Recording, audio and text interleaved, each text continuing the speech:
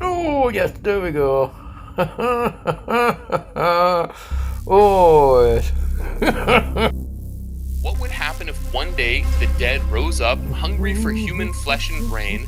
This scenario has played out in movies and books for decades, but science fiction fans aren't the only ones giving some thought to the zombie apocalypse.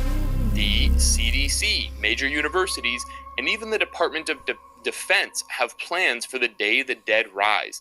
Not because they expect it, but because it serves as a useful intellectual exercise for infectious disease and foreign policy. Although international protocols exist to prevent the rapid spread of disease, each country's individual policies, infrastructure, and interests ultimately decide the course of any outbreak, including zombies. So the CFR, CDC, Pentagon, and whichever universities they're referring to, were not planning for a viral pandemic per se. They were planning a real military response for a fictional threat of a zombie apocalypse, or in order to make people think that a virus would be equal to a zombie apocalypse. So let's get started with the video. Okay.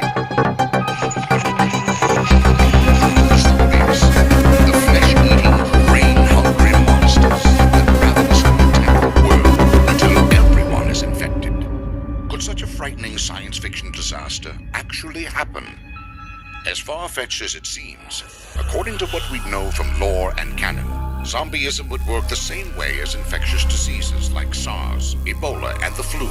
Once a person gets infected, they pass it from person to person via close contact. So they're comparing SARS, Ebola, and the flu with zombieism. First of all, those are all very different viruses. The flu is a seasonal respiratory virus that everyone has had many times. And the treatment, as, I don't know, any parent knows, or anybody in general, is rest and fluids. You get the flu, you stay home until you're better. Right. And Ebola, right? Ebola is not contracted the same way. It's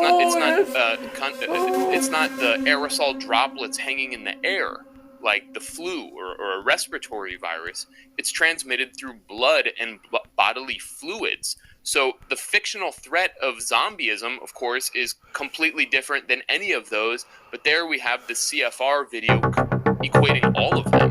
Well, what they're doing is giving us the idea that our bodies are weapons and that we cannot be sure of what we're passing or contracting. That's what they're weaving through this thing that, yes, we should not equate. That's crazy.